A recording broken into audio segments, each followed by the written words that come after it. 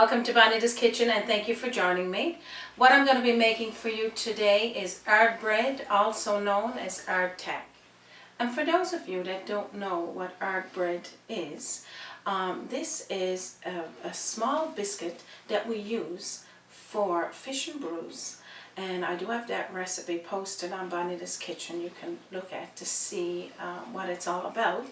But what I'm going to do here today, I'm going to show you how to make it. So for anyone that don't have access to hard bread, this is a quick, simple recipe that you can keep in your cupboard for a long time.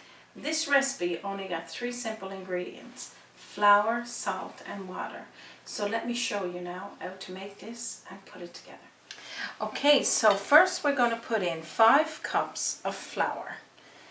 I got it there, and this one is 5. I'm going to open it up in the middle, and I'm going to sprinkle in 1 tablespoonful of salt and a spoon.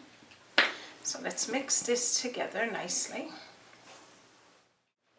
We got 1½ to 2 cups of water. I'm going to pour in 1½ first. And this is warm water, the same as you would do if you were making bread. We're going to stir this around until it starts to blend together. We're probably going to use the 2 cups, but I want to mix some of it first. And this is what it starts to look like. I'm going to pour in the rest of the warm water. So mix it around. So basically what we're doing now, we're just getting it all combined.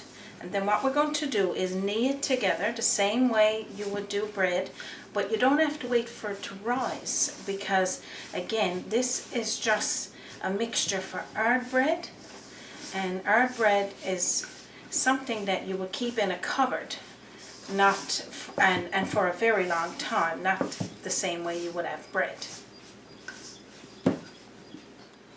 Okay, so you're going to have it a little bit sticky like this, so just get a little bit, maybe 1/4 to 1/2 cup that you would blend it together with. So that's 5 cups that you would mix it with, and then you're going to have some to just bring it together, because what I'm going to do next is put it out onto my counter, and then I'm going to knead it together.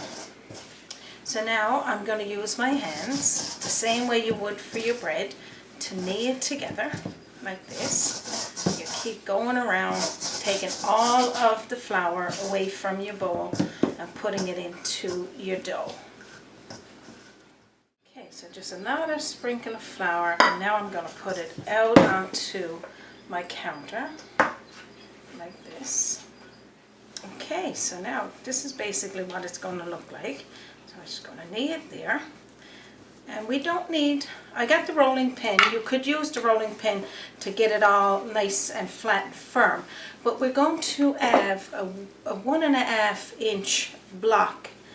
And the reasons for that, I'm going to be cutting out 12 cubes and small pieces of hard bread. So this is pretty much what it's going to look like.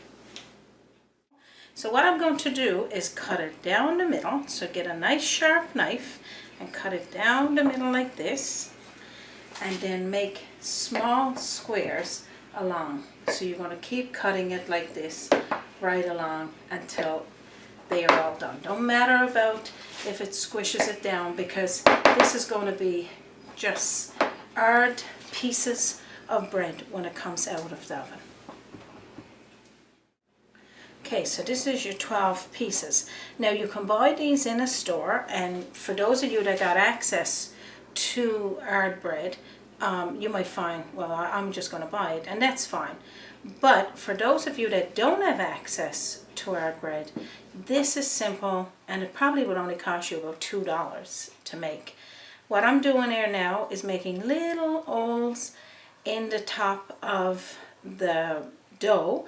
And this is really just for look, not necessarily for any reason, but I like it this way, because when it comes out you got this nice look to your hard bread, and you just keep going like this.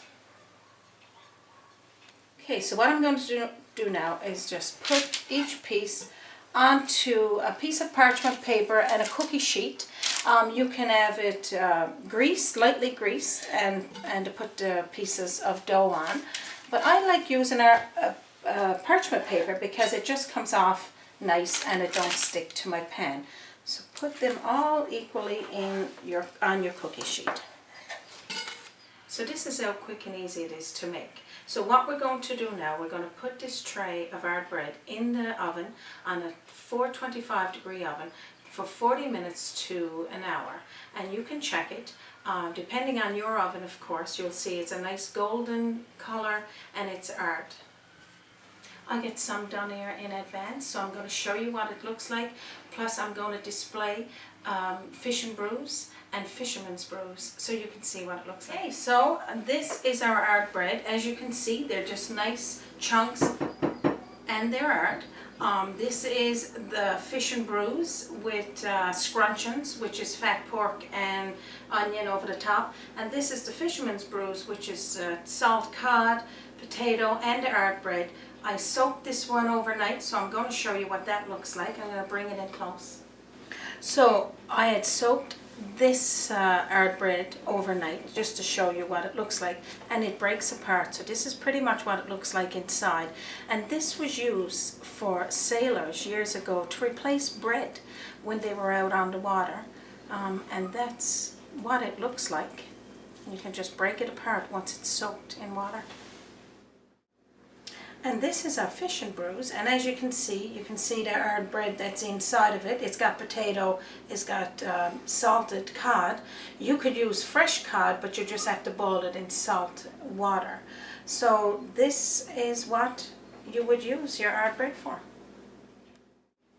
And this recipe was requested by one of our viewers as well, that I've been trying to get to because, again, we've had our fish and brews, moose and brews, because it's also used for wild game, and we've been trying to get to everybody's requests. And I thought this one was really important to do because when you don't have access to it and you really want it, this is a simple recipe for you to do.